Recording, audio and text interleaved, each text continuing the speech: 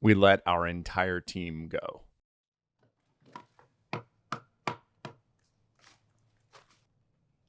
That's slightly dramatic and like just moderate clickbait, because the truth is this was kind of planned.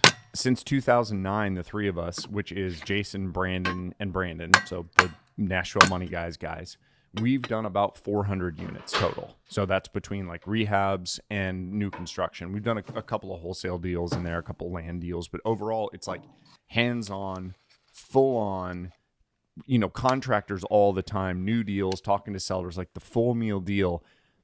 The truth is we're enjoying the lending stuff so much that we're going to move full-time into this space, except for one project, which I'll tell you about in a minute. If you're expanding your flipping business or you're just getting started, check us out, NashvilleMoneyGuys.com.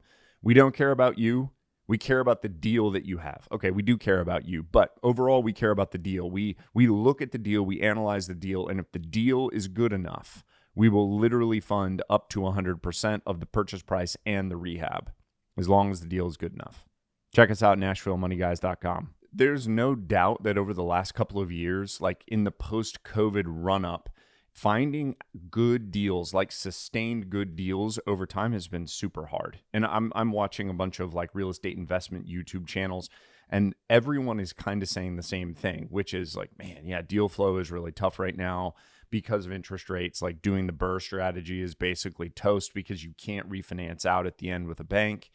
And Google searches for like how to become a real estate investor are just like tanked, which I blame Cody Sanchez a little bit for that, and Alex Hormozy. Like those two people have become so prominent in like business YouTube entrepreneurial space. This isn't a bad thing, by the way. This is a good thing. But they're focusing people more on like businesses rather than real estate invest. By the way, these are all tax bills. That's what that is. Just open the mail, lots of tax bills for the properties. Super fun. Really enjoy that. Very exciting. So let me tell you about the project that we're keeping.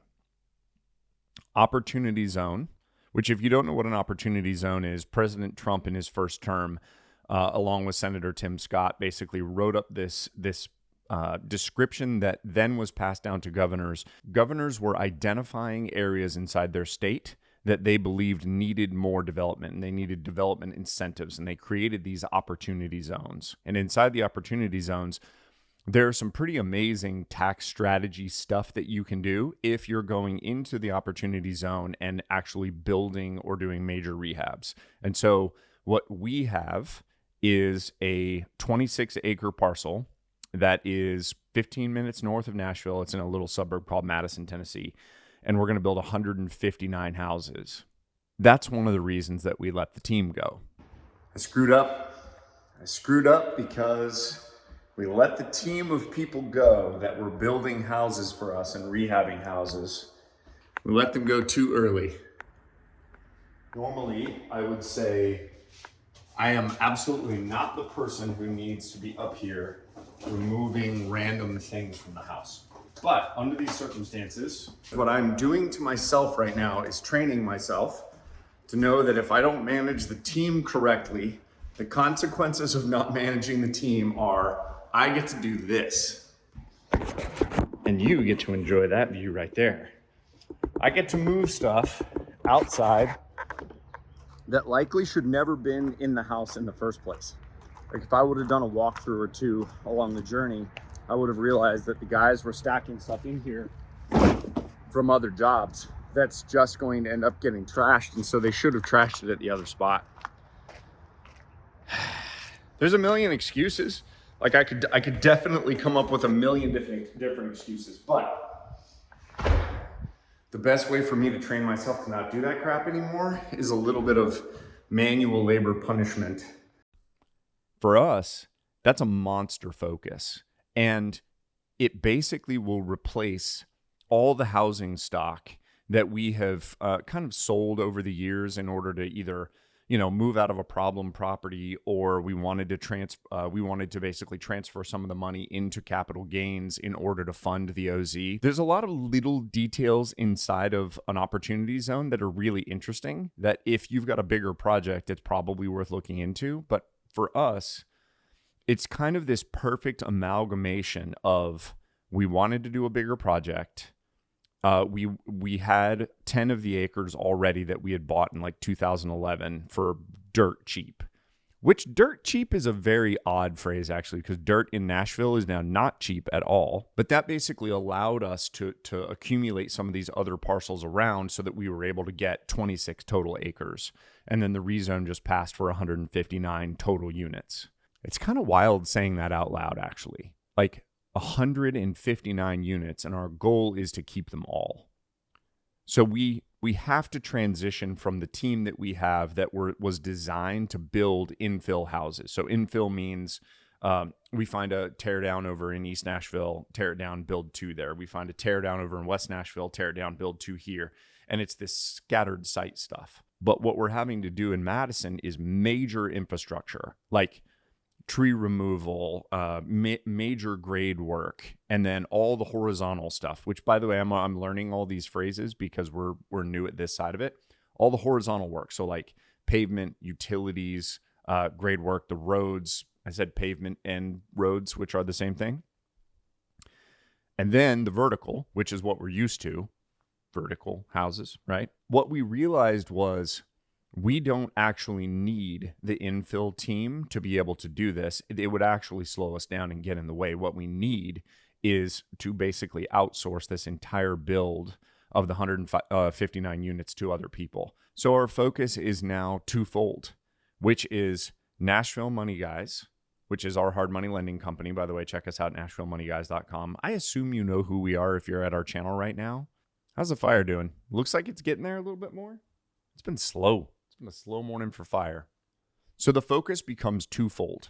Number one, Nashville Money Guys. Number two, 159, buy and hold, opportunity zone, massive tax incentive, basically honeypot for us of new construction rental properties. And we feel like, given our skill set and what we've kind of accumulated over time, which is a network of like private lenders, a network of people that trust us with their money, and a network of borrowers and people that know that we lend money, which is growing slowly, Nashville Money Guys. And then for like legacy and longevity, fantastic tax benefits, which I keep talking about the tax benefits because it's important. If you're doing non-tax advantaged investing, that's like a tongue twister I had to redo a couple of times, versus doing stuff that's tax advantaged, like in 401ks, in IRAs that are all like Roth, it is mind-blowing how much over 10 years and 20 years it makes a difference. It's a massive, massive difference. So we've got that over here.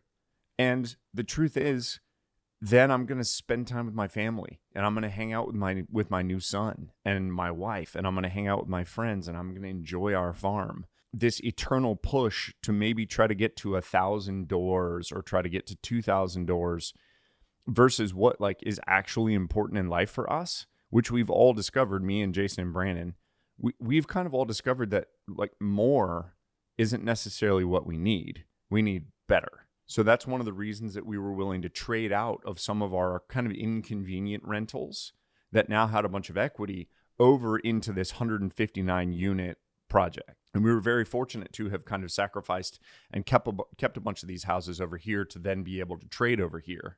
But I also wonder, did we make this switch because the market has just been super hard the last couple of years? For our perspective, to navigate a market that when we started, we could buy dirt in certain areas for like $10,000 that now is $150,000. And it didn't just go from 10 grand to 150 grand monthly. It was incrementally going up. So we're constantly having to rework comps and wow, what about this and this street? Okay, is this street the hot street? Is this going to change? What are we looking at here? That just constant kind of gerbil on the wheel, having to keep going where the market stability has been so bizarre over the last 15 years. The weirdest housing market in the last 15 years in the history of America. Think about this. 2009, 10, 11, 12, in the absolute toilet. And then the climb out of the toilet, that accelerated into a decade of the hottest housing market that the United States has ever seen. And just mentally navigating that, where you've gone into areas that you're like, man, this sucks. Like this area is really bad. I don't like this area. It's a really high crime area. And they're like, wait, Where did these 300 new houses all of a sudden appear and erupt from like nothing in the last 12 months, that all of a sudden the comps over here are completely different? And people that have moved in from New York and New Jersey and Chicago and LA and all these other places that are like, yeah, no, we just want to be really close to downtown, and the crime we're just used to. And then the crime starts getting better, so the comps start getting better. It's just been this. So I also wonder, like, would we have actually just kept going if the deals would have kept flowing really well? Like, would we have just kept rocking and rolling and doing 15 to 20 infill projects at a time and just kept going? It's just a little update from us. There's certainly bumps in the road, as you saw from the video before, of me actually having to like move material out of the house, which evidently we needed some of at a different house, and I just didn't read the email that our former employee had sent. So like we trashed stuff that we actually needed. We knew that there was going to be bumps in the road. I hope the other guys don't actually watch this video. We knew that there was going to be bumps in the road, but the truth is we kind of exist in a state of bumps in the road, so we're used to it. And the new focus, lending full time, and the 159 unit redevelopment up in Madison, we're super excited to see what the next like 3 to 5 years holds for us. And that is a good feeling. Like, to be anticipating and to be excited about what's coming up, I think is a really cool, like, just mentally, it's a really cool place to exist. Thanks for watching. I'm Brandon McDonald with the Nashville Money Guys.